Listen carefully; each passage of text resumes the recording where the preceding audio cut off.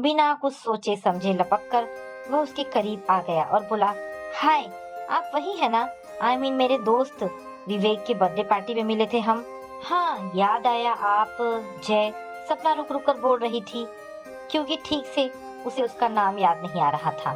हाँ, मैं सुजय, सुजय सिन्हा। बड़ी गर्मजोशी के साथ सुजय ने अपना हाथ आगे बढ़ाया। उसकी बात पर सपना मुस्कुराकर बोल पड़ी, नाम ही काफी है, सरनेम बताने की जरूरत नहीं है। उसकी बात पर सुजय बुरी तरह से छिप गया।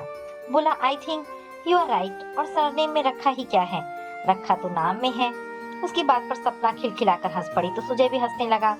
उस दिन के बाद से दोनों अच्छे दोस्त बन गए। उनकी रोज फोन पर बातें और मुलाकातें होने लगी। बातों ही बातों में एक दिन सपना ने बताया कि उसके पापा प्राइवेट जॉब में थे। कोरोना के कारण वह नहीं रहे तो घर चलाने के लिए उसे अपने सपने त्याग कर ये जॉब करनी पड़ी। सुजय के पूछने पर वह बोली कि उसका सपना तो पायलट बनने का था, मगर आज एक छोटी सी नौकरी करने को मजबूर है। फिर वो बताने लगी कि उसके घर में मम्मी पापा के अलावा एक छोटा भाई भी है और उन सबकी जिम्मेदारी सपना पर ही है। उसकी बातों से सुजय काफी इम्प्रेस हुआ और बोला था कि कौन कहता है कि लड़कियां बोझ होती हैं अपने माँ बाप पर, बल्कि वे तो अपने माता पिता का गर्व होती हैं और वक्त पड़ने पर उनका सहारा भी बनती हैं। सपना के पूछने पर सुजय ने बताया कि वह यही मुंबई में ही एक बड़ी कंपनी में मैनेजर की पोस्ट पर कार्यरत है और उसके पापा बोकारो में एसबीआई में ब्रांच मैनेजर है। माँ हाउसवाइफ है और एक छोटा भाई है जो दिल्ली में मेडिकल की पढ़ाई कर रहा है। क्या बात है, तुम्हारी तो पूरी फैमिली ही एजुकेटेड है। अपने हाथ को हवा में लहराते हुए सपना बोली। उस पर सुजय बोला कि हाँ, उसके परिवार में चाचा, मामा, उनके बच्चे भी ऊंची ऊंची पोस्ट पर है। कई तो कनाडा, दुबई और लंदन में रहते हैं। उस पर आश्चर्य से सपना की आंखें फैल गई थी। दोनों की दोस्ती अब काफी गहरी हो चुकी थी। छुट्टी में अक्सर दोनों साथ समय गुजारते दिख जाते थे। पहले सपना कभी बस तो कभी ऑटो पकड़कर ऑफिस जाती आती थी, मगर अब वह सुजय के साथ उसकी ही कार में ऑफिस आने जाने लगी थी। एक दिन सपना ने बताया कि वह यहाँ एक पीजी में रहती है, पर पीजी का रेट बहुत ज्यादा है। खाना भी वहाँ का खाने लायक नहीं होता, इसलिए रूम शेयरिंग में अगर एक कमरे का घर मिल जाता तो अच्छा होता। उस पर सुजय बोला था कि वह भी एक लड़के के साथ, जो कि उसके ही ऑफिस में काम करता है, रूम शेयरिंग में रहता है। लेकिन अब उसकी शादी हो रही है, इसलिए उसे अकेला रहना पड़ेगा। तो क्यों ना सपना उसके साथ आकर रहने लगे। आइडिया अच्छा था। तय हुआ कि दोनों आधा आधा किराया देंगे और खाने पीने का खर्चा मिल बांट कर उठाएंगे। अब दोनों साथ रहने लगे थे। घर बाहर के कामों में भी वे एक दूसरे का पूरा सहयोग करते। साथ रहने से जल्द ही जल्द दोनों के बीच की सारी औपचारिकताएं भी मिट गई। लेकिन पहल हमेशा सपना की ही तरफ से होती थी और अंजाम तक पहुंचने में सुजय उसका भरपूर सहयोग करता था। कोई गलती ना हो जाए, इस बात की दोनों पूरी सावधानी बरतते थे। नहीं नहीं, भविष्य में इन्हें कोई बंधन में नहीं बनना था। ये तो बस जिंदगी के मजे ले रहे थे। सुजय के पास पैसों की कोई कमी नहीं थी, वो घर से भी काफी संपन्न था।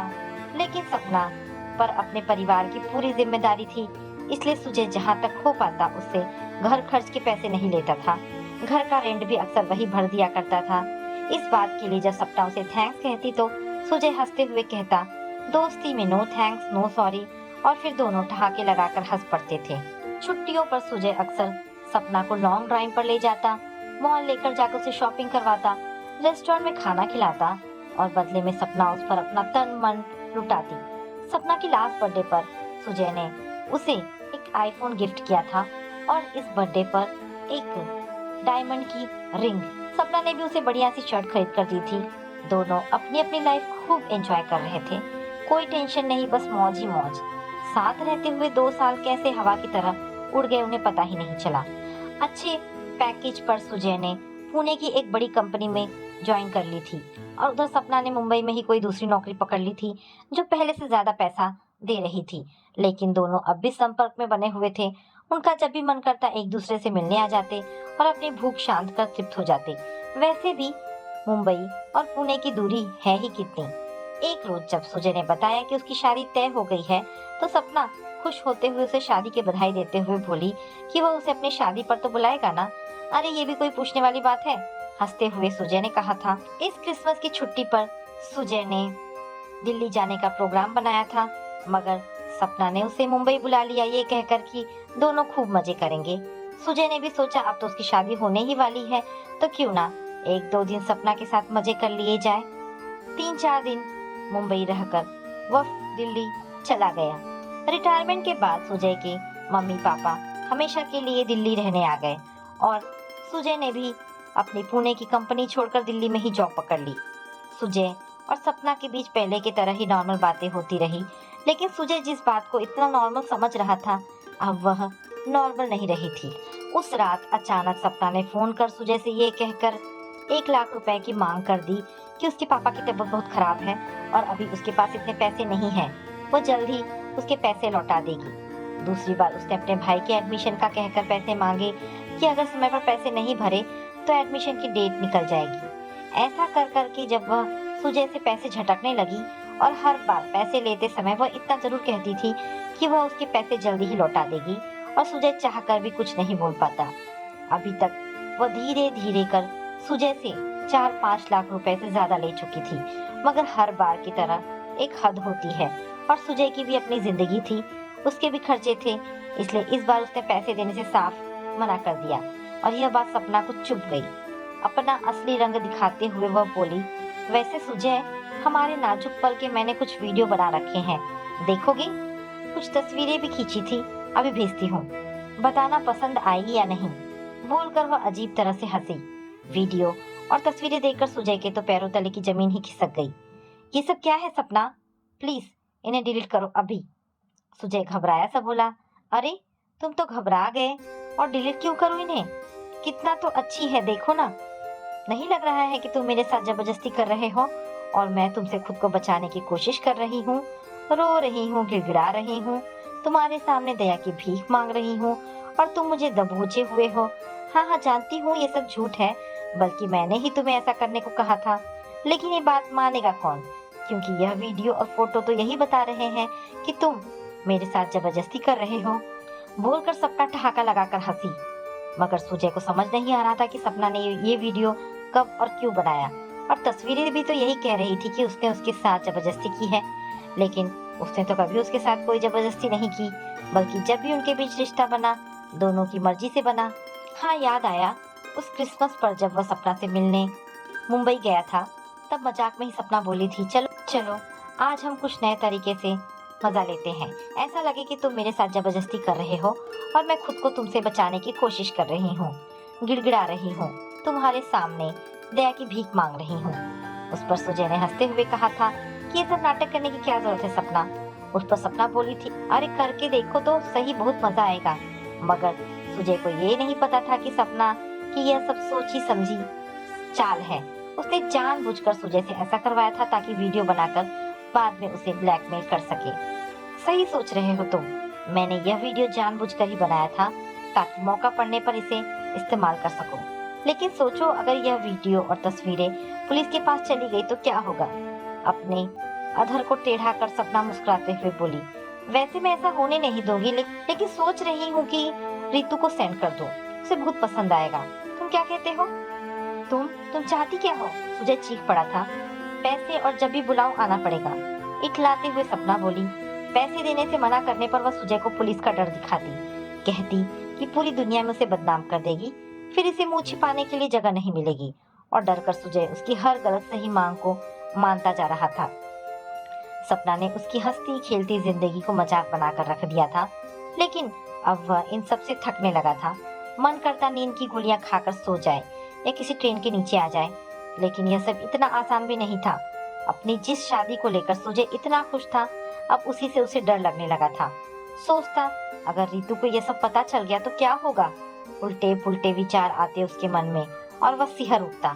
सपना के फोन का स्पीकर खराब हो गया था, इसलिए उसने सुजय को व्हाट्सएप मैसेज कर 1 लाख रुपए लेकर आने को बोल दिया, वह भी तुरंत। लेकिन सुजय के पास सच में पैसे नहीं थे अभी, इसलिए उसने पैसे देने से मना कर दिया। फिर अंजाम क्या होगा ये भी समझ लो तुम। मैसेज करके ही सपना बोली, कल शाम 6 बजे पैसे तैयार रखना, समझ लो, नहीं तो मैं ये वीडियो और तस्वीरें पुलिस के पास पहुंचा दूंगी और तुम्हारी उस रितु को भी। फिर मत कहना कि बताया नहीं था। सुजय ने उसकी बातों का फिर कोई जवाब नहीं दिया और उन्हीं कपड़ों में घर से बाहर निकल गया। रितु जब सुजय से मिलने उसके घर पहुंची तो सुषमा ने बताया कि पता नहीं सुबह से ही वह कहाँ गया है, कुछ बताकर भी नहीं गया है, इसलिए वह खुद ही उसे फोन करके पूछ ले। रितु ने जब सुजय को फोन मिलाया तो पता चला वो अपना फोन घर पर ही भूल गया है। पता नहीं रितु का क्या मन हुआ कि वह उसका व्हाट्सएप खोलकर देखने लगी। सपना और सुजय का मैसेज पढ़कर पहले तो वह हक्की बक्की रह गई, लेकिन जब सपना का डीपी खोलकर गौर से देखा तो शॉक्ड रह गई, क्योंकि सपना वही लड़की थी जिसके कारण रितु के एक सबसे अच्छे दोस्त शैलेश ने अपनी जान दे दी थी। मगर कोई सबूत न होने के कारण पुलिस को किसी पर कोई शक नहीं हो पाया था और गुनाहगार बच निकला था। लेकिन मरते मरते शैलेश ने रितु को सपना की सारी सच्चाई बता दी थी। आज फिर वही सब सुजय के साथ होते देख रितु का खून खौल उठा। उसे डर था कि कहीं शैलेश की तरह सुजय भी कुछ ना कर ले। रितु को सब समझ में आने लगा कि अचानक सुजय का व्यवहार इतना क्यों बदल गया, क्यों वह हर बात पर झुंझला उठता है, क्यों शादी को लेकर कोई इंटरेस्ट नहीं दिखाता। सपना ने और भी कई लड़कों को अपनी सुंदरता के जाल में फंसाकर प्राइवेट पल के वीडियो का डर दिखाकर उन्हें अपना निशाना बनाया था। रितु ने फटाफट सुजय के फोन से सपना के सारे मैसेज, फोटो, वीडियो अपने फोन में ट्रांसफर कर लिए और सुषमा से ये बोलकर घर से निकल गई कि सुजय ने उसे गार्डन रेस्टोरेंट में मिलने बुलाया है तो वह जा रही है। लेकिन घर से वह ये सोचकर निकली कि अब वह सपना को नहीं छोड़ेगी, उसे उसकी करने की सजा दिलवा कर रहेगी। सुजय कहीं कुछ ऐसा वैसा ना कर ले, इसलिए रितु ने पहले उसे ढूंढने की कोशिश की। मिलने पर वह सुजय को एक शांत पार्क में ले गई। सुजय अभी भी चुप था। रितु ने अपनी हथेलियों के बीच उसके हाथों को प्यार से दबाते हुए फिर पूछा कि सपना से उसका क्या रिश्ता है। तो पहले तो वह झूठ बोल गया कि वह किसी सपना को नहीं जानता, लेकिन जब उसने सारे मैसेज जो सपना ने उसे भेजे थे दिखाए तो वह टूट गया। अपने आंसू पोंछते हुए उसने एक एक कर सारी बातें रितु के सामने रख दी और कहने लगा कि अब वह जीना नहीं चाहता। मगर रितु उसे धैर्य बंधाते हुए बोली, मरने से क्या होगा, यही कि उसके माँ पापा भी नहीं बचेंगे। उसे तो ये सोचना है कि सपना को कैसे सबक सिखाया जाए ताकि वह फिर किसी को अपना शिकार ना बना सके। और तुमने मुझे यह सब क्यों नहीं बताया, ये सोचकर कि मैं तुम्हें गलत समझूंगी। पागल हो क्या, मैं अपने सुजय को नहीं जानती। चिंता मत करो, सब कुछ ठीक हो जाएगा। चलो अब उठो, घर चलते हैं, वहाँ आंटी अंकल तुम्हारे लिए परेशान हो रहे हैं। सुजय का हाथ पकड़कर रितु बोली तो वह उसके पीछे चल पड़ा। रितु की बातों ने सुजय को एक राहत तो पहुंचाई, पर डर अब भी उसके दिल में बैठा हुआ था कि जब सुषमा को यह सब पता चलेगा तो क्या होगा। सुषमा जब सुजय के लिए उसके कमरे में खाना लेकर पहुंची तो उसका मन किया कि माँ को पकड़कर खूब रोए। बेटे की हालत देखकर सुषमा को उसकी चिंता होने लगी, लेकिन अभी भी वह समझ नहीं पा रही थी कि उसे हुआ क्या है। इधर रितु कुछ जरूरी काम का बताकर वहाँ से निकल गई। सुजय ने सोच लिया था अब उसे जीना ही नहीं है, लेकिन रितु ने कुछ और ही सोच रखा था। पहले तो रितु ने सपना से दोस्ती बनाई, फिर एक अच्छी दोस्त बनने का दिखावा कर उसका विश्वास जीता, ये कहकर कि वह अपनी कंपनी में उसे बढ़िया जॉब दिलवा देगी जहां उसे पहले से ज्यादा सैलरी मिलेगी। अक्सर दोनों साथ में शॉपिंग करते और मूवी भी देखने जाते थे। उस संडे दोनों ने जलेबी मूवी देखने का प्रोग्राम बनाया। मूवी देखने के बाद दोनों एक रेस्टोरेंट में खाना खाने गए, जहां रितु ने ये बोलकर सपना से उसका फोन मांग लिया कि उसे एक जरूरी मैसेज करना है और उसका नेट बहुत स्लो चल रहा है। फिर उसने सपना के फोन से सारे डिटेल्स अपने फोन में ट्रांसफर कर लिए, जिससे सपना को भनक तक नहीं लगी। रितु कनाडा के कई हैकर्स को जानती थी जो उसकी कंपनी में काम करते थे। उसने सपना के बारे में उन्हें बताया और उनसे मदद मांगी। हैकर्स ने उसे सपना के फोन डिटेल्स मांगी जो रितु ने उन्हें दे दी, और ये सारी डिटेल्स हैकर्स के लिए काफी थी। दूसरे दिन ही हैकर्स सपना का लड़कों को ब्लैकमेल करने का धंधा पकड़ लेते हैं। सपना को समझ पाती उससे पहले ही पुलिस उसके हाथों में हथकड़ी लगा दी।